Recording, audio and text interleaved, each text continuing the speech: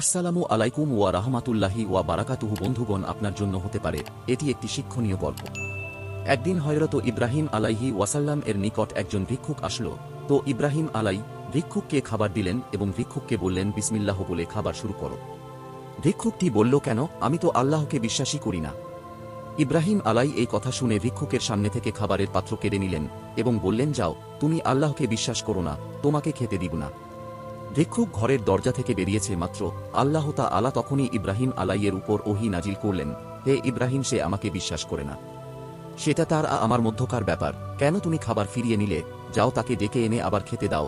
সুবহানাল্লাহ! আল্লাহ কত দয়াশীল! যারা ঈমান এনেছে এবং আমল করে তার প্রতি আল্লাহর দয়া কেমন হবে একটু ভেবে দেখুন। হে আল্লাহ, আমাদের সবাইকে হেদায়েত করুন, আমিন। বন্ধুগণ, এ ধরনের সুন্দর কাহিনী এবং গল্প শুনতে চ্যানেলটি সাবস্ক্রাইব করে রাখুন।